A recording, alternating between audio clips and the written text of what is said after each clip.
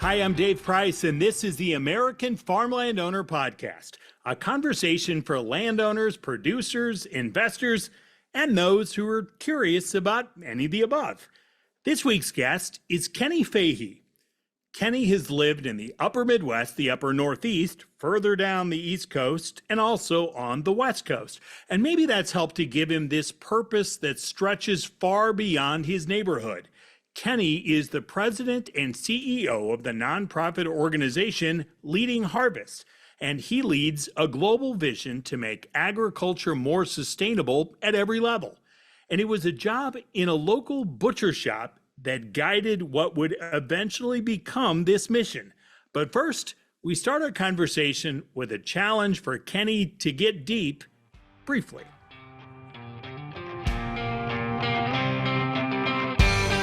Let's start this way. Your elevator pitch on Leading Harvest is what? Dave, you're starting us out, I think, just right. So appreciate the the good question.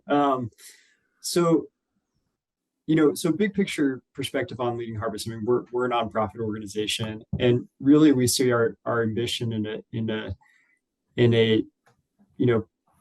a global manner of really trying to move the global food system to a model that can stay within planetary boundaries and can support human livelihoods the world over. And we think about our core leverage point in that system is really trying to standardize what assurance and certification looks like in agriculture. And today that market is overly complex. It's overly onerous. It puts a lot of administrative burden on producers. It doesn't provide the clarity that you and I as consumers are looking for, or what investors are asking for, or what downstream corporates and CPGs are asking for. And so we're just trying to make that system work in a way that's more coherent, more efficient, that's more reasonable, to really enable the kind of change that we need to see at a planetary level to achieve the big impact outcomes that we're hoping for as it relates to things like water and climate and biodiversity in communities. So that's, in a nutshell, what we really focus on at Leading Harvest. Okay, you right away said globally. That seems far, far, far more challenging than, like, we're talking to you in Seattle, right? You can make this a heck of a lot easier by just focusing on the Pacific Northwest, right? Try to make some changes there. Like, why go big time like this? Why does it have to have a global? That has to be way harder. Yeah, it's a great question. It is quite a bit more challenging. So we're a relatively new company. We started Leading Harvest here in the U.S. We stood the thing up back in 2020. And initially, we were really just focused on the U.S., but we always knew the potential for the organization was to be global. And really, there's an argument for what it is that we're trying to do, that it really requires us to have a global footprint. And so I'll explain a little bit of what I mean by that is that what we're trying to offer to the agricultural market is a standardized way of doing assurance for sustainable farmland management. And if we really want to live up to the value proposition of kind of standardizing what that looks like, we have to recognize that agricultural commodities flow globally, agricultural capital that's being invested in agriculture flows globally. And so it's not sufficient to just have a solution here in the US, or you go even smaller and think about the Pacific Northwest where I live. We really have to think about that standardization on a global level, because that's how the global agricultural market works. And so that's an insight that we got actually very early on when we went and talked to some key large grocery retailers and some of those downstream partners in the supply chain, who said, we love what you're doing, but standardizing what assurance looks like for us just in the US isn't sufficient, because we source from everywhere around the world. And so that caused us pretty quickly to start thinking about shifting Leading Harvest to not just be a US-based organization, but looking at the broader landscape as well. So then how do you deal with some countries that may be more focused on your mission, other countries that are not digging it? Yeah.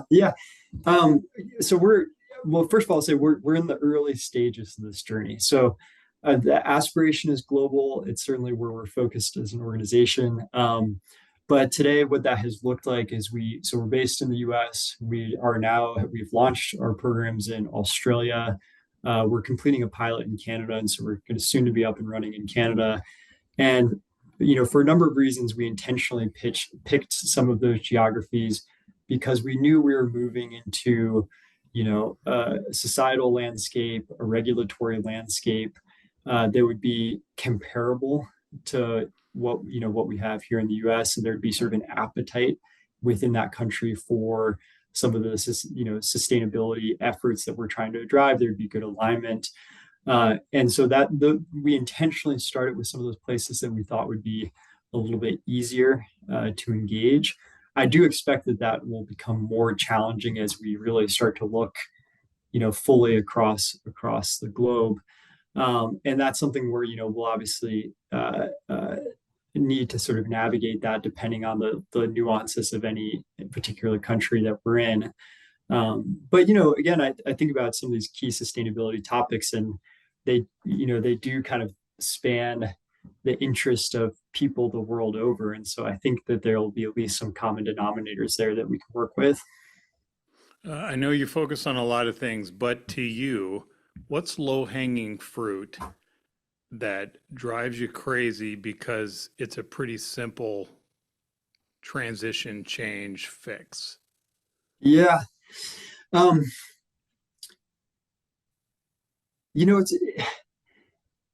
it's a good question. It's interesting. We work in so many different contexts, and so I don't necessarily have, okay, here's the one practice, or here's I don't necessarily have that particular perspective. One thing that's become clear to me from this work, though, is that um, there's actually a lot of really good work already happening at the land level. And, because you think about from a landowner perspective, from a grower perspective, philosophically, that alignment with long-term stewardship and sustainability, I mean, a lot of that's already baked into the mentality of how growers and landowners have approached management of land, for all time. Um, what's sometimes lacking is actually just kind of the documentation of that good work and the presentation of that good work, and then how it gets sort of translated as you go down the supply chain to kind of more of the customer end. And sometimes it's often just kind of a simple, matter of collecting information in the right way, kind of standardizing what it looks like, communicating it effectively, more than the necessarily needing kind of radical practice changes at the ground level. More so sharing information. Yeah, often I think it's more sharing information, being kind of that advocate and storyteller for what's going on. Um, and so I think there's a lot that gets lost in translation from the kind of ground level to the kind of consumer level. And so part of what we're trying to do is kind of standardize what that transmission of information looks like, so that there's not so much that gets lost in translation. I think there's a lot of, that's sort of in some ways that's kind of the low hanging fruit opportunity, because it's not enormously complex. It's really just around kind of creating that consistent channel of communication. So talk through an example of what's a pretty tangible thing that you all have been part of that can lead you to bring that kind of change that you're hoping for. Yeah, I can give a couple of examples of this. So um, maybe I'll provide two examples. I've been listening to the podcast. I know you had Steve Brewer on the other day with People's Company. So we work with a number of land management companies and asset management companies who use our program and certified our program, and People's Company is being one example of this. And in that instance, or in instances like People's Company, we work with organizations that manage a lot of land, and they want to be able to, in a standardized way, provide assurance to the marketplace that they're managing that land in a sustainable manner and consistent with a wide range of sustainability topics that are covered in our standard. And so, People's Company, as an example, is certifying the acreage that's managed under their portfolio to our program. And then the result of that is that they get a certificate and a summary audit report that is organized in the principles and topic areas of our standard that allows them to then be able to communicate, to their stakeholders broadly, whether, it's clients or investors or companies downstream in supply chain that they're selling to, that they're managing to this consistent program. So that's sort of one type of example of how we work. Another example I'll provide is we work with Nestle in the US as well. And so that's going to go into the other end of the supply chain, So we work on that producer manager side. Then when you go to the downstream end, with an organization like Nestle, has huge commitments to sustainability and regenerative agriculture. And it's trying to find a way to drive influence kind of back upstream in its supply chain to achieve those commitments. And then very importantly, to validate and verify that sustainable management is actually happening back at the farmland level. And so we work with organizations like Nestle to help set up certificates in their different ingredient supply chains. So at the end of the day, no matter whether or not they're sourcing, tomatoes or onions or peppers, or, whatever the ingredient might be, they get a consistent view of what's happening upstream in their supply chain. And ultimately, the core thesis for us is that if we can bring that kind of consistency and bring more rationalization to this market of assurance, we actually think that we strengthen the kind of communication that's happening up and down the supply chain. And that's what's going to enable better practice adoption, better outcome generation. Because unfortunately, right now, what you have is, again, lots getting lost in translation. And so that you don't have that kind of clear ability for the producer end to signal to the downstream end the good work that they're doing. The downstream end doesn't know how to appropriately incentivize the producer end. And we just end up doing a lot of kind of administrative work for sustainability, a lot of paperwork, a lot of documentation, a lot of surveying, but we're not actually generating the kind of change and outcomes that we really want to see. So again, we're trying to figure out, how do you knit this whole supply chain together through this common program to create a more virtuous cycle across that business ecosystem. I'm curious what the reaction is. There are certain words that have become charged words Yeah. because of the toxicity of our current political climate. I'm just talking about maybe the United States, but DEI is one, right? Yeah. Diversity, equity, and inclusion. So you have some places that are just stepping away from that entirely. And I'm curious, how does sustainability go over? Is that a word? Is that a charged word? Can you use that when you're talking for all audiences? Do they connect with that? Yeah, it's funny. I was thinking out when you were teeing up that question, there was many words that were cycling through my head of what potentially charged words could be in this topic, because there are a lot of charged words in this topic. To me, I actually think sustainability is not that controversial or sensitive Okay. of a word. I think sometimes with sustainability, you might get, and I experience this, a little bit of um, almost a little bit of eye rolling, because I think it's been this sort of buzzword for a while. I think there can be this sense of impatience where there's been a lot of, there's a lot of headline grabbing sustainability commitments and statements. Hmm. And I think often at the farm level, there can be this sort of disconnect of, how's that actually translating to action and value that I can see and perceive at the land level. And I think, farmers obviously think of, and rightfully think of themselves as great stewards of the land. And I think that's exactly right. And so, maybe there's a slight disconnect on the language of sustainability there. But I think generally, if you think about the principles of, hey, I want to be really efficient with my operation. There's no farmer that doesn't want to be efficient with their operation. If you think about, you want to do right by local communities, by local water systems, I mean, everybody's going to be completely aligned with that. And so sometimes you might have to, and I find this in my own job, sometimes you have to pick your words carefully depending on who you're talking to. But the core underlying principles actually find a lot of commonality there. Um, it's interesting. I'll give you a concrete example. So, Leading Harvest, we're a standard setting organization. We work with independent certification bodies that actually go out and do the assessment at the farm level. And I was talking to one of the certification bodies recently, and one of the principles in our standard that covers emissions and climate change.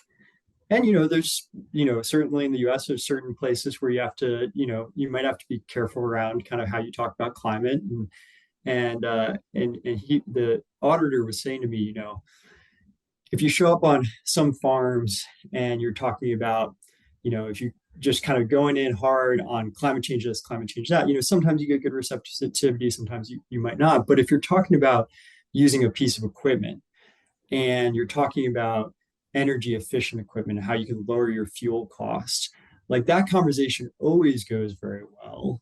And then you're thinking about, and the auditor in the back of their head, they're thinking about, okay, how does this translate to an emissions story or a climate change story that I can help communicate again down the supply chain to customers that might not think in the language of fuel efficiency or emissions on farm, but they're going to think in the language of climate. I'm thinking about, I'll just use North Dakota as an example. So, you used to hear more talk about global warming, right? And then Yeah. so the memes were, can always find some example of it's a cold, like in Iowa where I am right now, it's 20 below. What the heck happened to global warming, and whatever.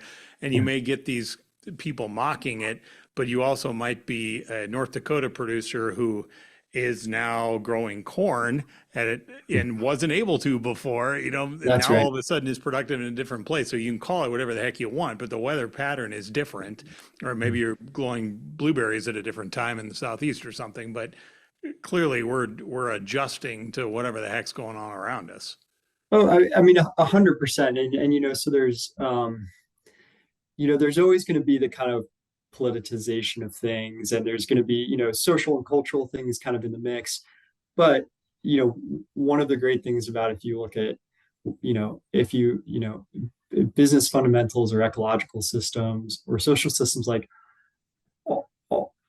those systems will ultimately kind of reveal in a very practical way what's actually going on and what's happening. And I think the producer community is very attuned to that because that's what they're interacting with every day. So I think that's where that kind of clarity and visibility starts to come through.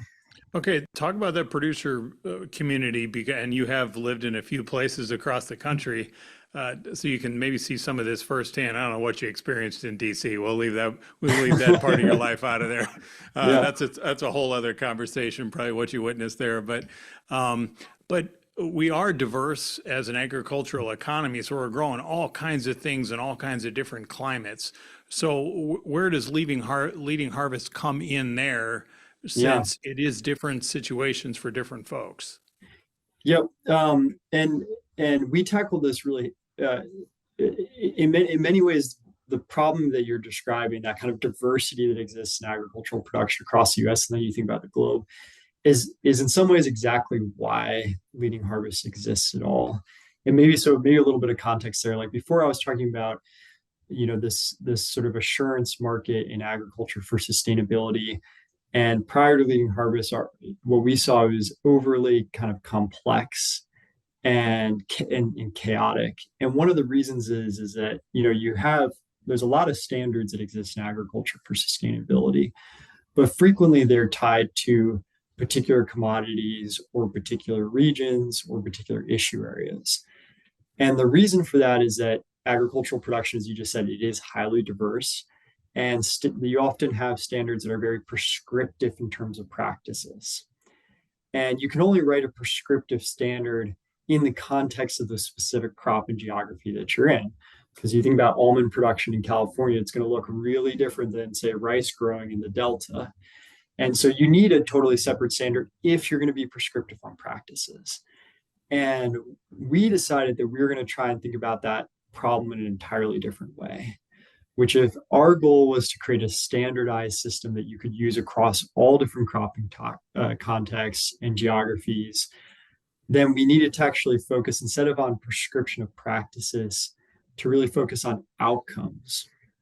And what I mean by that is, if you look at what the content of our standard, you won't find anything in our standard that says you have to do cover crops or you have to do no-till, or there's no prescription on practices. Instead, it identifies under 13 topic areas that cover things like soil health, water quality, biodiversity, a set of indicators that are descriptive of outcomes. So an outcome might be something like a water quality outcome or a water quantity outcome. And we recognize that how you get to that outcome is going to have to be contextualized to the crop you're growing, the geography you're in. It should be specific to the specific field that you're on, the soil types, the ecological system, who your neighbors are. Like all of that context matters. And it's only the producer who's actually living and breathing the daily experience of that land who has that knowledge and context. And so they should be allowed to decide what are the optimal set of activities for that particular site, as long as they can demonstrate that those activities are driving toward the outcomes that are defined in our standard. So our program intentionally is designed to be very flexible so it can accommodate all those different kinds of systems, but the outcomes are consistent because ultimately, you get to water quality very differently in almonds in California than rice in the Delta, but water quality means the same thing in both contexts. And so, how are you disseminating this information? That especially certain times of the year, there's not much capacity for folks to take a deep dive into something, right? I mean, here in Iowa, maybe that's December, January, where you can kind of catch your breath and, trying to catch up and plan for the year ahead. So how are you connecting with folks? Yeah, it can be one of the biggest challenges we have because there's and I've learned this the hard way where sometimes we'll want to start an initiative and we'll kind of reach out, it might be in a viticulture context or it might be in a potato growing context or whatever it is. And, we'll just get either we won't hear anything back. And then months later is, oh, sorry, we were in the middle of planting season. We just kind of, dropped the ball. Or we'll hear back, hey, this is just no go for a little bit until we get on the other side of the important kind of core business activities that we're engaged in. So it's a little bit of kind of, yes, navigating, the growing cycle and things like that. And where we are able to be effective there is we're often working with partners who kind of live and breathe that interaction with growers on a daily basis. And so they can help us navigate kind of when are the right times to engage and also help with disseminating information more broadly. So, we're not going door to door, in a farm to farm context, but we might be working with, a larger company that themselves works with, hundreds of different growers and has that relationship and connectivity at the ground level. So that's, but I have had surprising moments where kind of my best plans and ideas came to an abrupt end because of an oversight on the growing season. Sure. So then how do you measure success when you have a global intention like this and a global mission? And I appreciate you explained how you're building that out, but the day to day or the month to month, whatever you want to use as a time frame, how do you measure whether this is moving forward? Yeah, it's such a relevant question to us as an organization right now. I'll tell you a little bit historically how we've kind of thought about this and where we're spending a lot of energy in terms of where we think we're headed. So historically, our kind of rubric for success has been pretty simple, which is that we think about this in terms of the amount of acres that are enrolled and certifying to our program. So today there's about 3 million acres that are enrolled in Leading Harvest and pursuing certification of the program. About half of that's in the US, the balance of that's in Australia. What we're spending a lot of time thinking about as an organization is strategically, we're looking a lot more at kind of the downstream end of the supply chain and looking at kind of the big, the food, apparel, and beverage brands. We're looking at the grocery retailers who have enormous commitments around sustainability. And we see that as being a big demand driver for a certification program like ours. And what we hear from a lot of those companies is that they like that broad-based third-party assurance because it helps them validate claims that they want to make, to their shareholders or to their consumers. But attached with that, they're also thinking about, how do I report out specific metrics or KPIs related to impact areas that are of particular importance within our standard. So you can think about, a lot of the big downstream companies right now have made big scope 3 commitments where they're trying to figure out, how do we reduce the climate profile of our supply chain? Or they're looking at kind of water as a key issue and trying to figure out, how do they become really efficient with water in their supply chain, or maybe it's biodiversity. And so what we're starting to spend a lot of time thinking about is, how do we integrate this sort of language of metrics and KPIs into our standard to help kind of enhance that communication that the producer can provide to those downstream customers, that then ultimately also allow us to say, if you look at across the 3 million acres and more in the future that's certified leading harvest, what's the collective climate impact we've had, or what's the collective water impact we've had. And so we don't have that figured out today, but that's kind of something that's key for us on the horizon. 3 million should be what? Well, um, what gets me excited is I think about, what if we have hundreds of millions of acres? And when you think globally, I think that's not an outlandish statement that's enrolled into the platform. And then the question becomes, what can you do with all of that acreage? What's the kind of, that's where you get to true planetary scale impact. And there's been one of the initiatives that we patterned Leading Harvest after is there's a certification program in the timber sector called the Sustainable Forestry Initiative, for SFI. And it's just North America based. But today, SFI has something I don't have the exact number, but it's between 300 and 400 million acres of timber that's enrolled onto that platform. Essentially, if you're a commercial timber producer in either the US or Canada, you are certifying to the SFI standard, and it has become the gold standard in the timber market and how you access, the Home Depots of the world and kind of the major outlets for timber production. And so that's, when we think big picture, that's the direction that we want to head.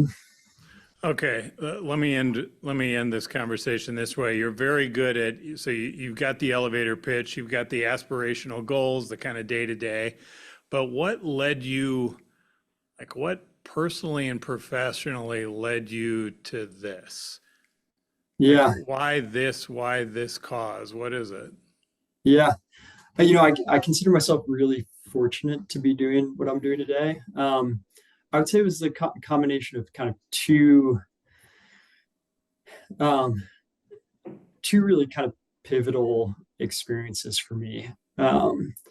So the first is when I got out of college, I didn't have a great idea of what I was going to do with myself, and I moved out to California, and rent checks started to come due, and I was trying to figure out, how to keep a roof over my head. Everybody And waits tables in California, right? yeah, well, but it's not that different than that. I walked down the street and ended up getting there was a butcher shop in our neighborhood, and which I thought just seemed kind of like a cool, an interesting spot. And so I walked in, I said, I don't know anything about anything going on in here. But I handed them my resume and I said, I'll sweep the floors, I'll mop, I don't care, I'll just do whatever you guys need. And thankfully they hired me. And it was a shop that focused on local and sustainable meat and seafood. Hmm. And I worked there for, just about a year. So it was not going to be a career move for me. Uh, but the thing that I came to really love about that experience was it gave me this insight into kind of the food system and the enormous complexity of the food system. And I was really fascinated by all the work and effort that it took to get food into that shop. And then you this very personal experience you have with people in their daily lives trying to make decisions that are good for their family and good for themselves. And I love that combination of this enormously complex system with this very kind of personal, one-on-one, very human level experience. And so that for me was a moment of just a light bulb of saying, hey, there's something about work and food production and food systems that's really kind of fascinating. It just kind of it ticked a lot of kind of passion boxes for me. So that was the first experience. The second experience is I went to graduate school and I got an MBA and a master's in environmental science. And after that, I had the great fortune of going to work for an organization called the Conservation Fund, which is a national nonprofit that conserves land all across the US. And I started to really learn the power of bringing kind of private sector and financial solutions to bear to, in their case, really achieve large scale conservation outcomes. But this sort of marrying of a conservation set of objectives with the power of the private markets and capital and investment. And I just thought that that sort of combination of bringing that private sector together with this conservation set of objectives was really, really fascinating. And that's what ultimately kind of put me on the path of thinking and being involved in an organization that was trying to create certification solutions to, again, harness like all of the sort of goodwill and energy that exists in the agriculture sector right now around sustainability, with really trying to unlock that kind of energy to create this positive set of outcomes in the food system. And so it was kind of a happy marrying of these different experiences. Nice. Well, we appreciate the time. Thanks for going through this. Yeah. Well, Dave, thanks so much. Really appreciate it. And it was great having the conversation.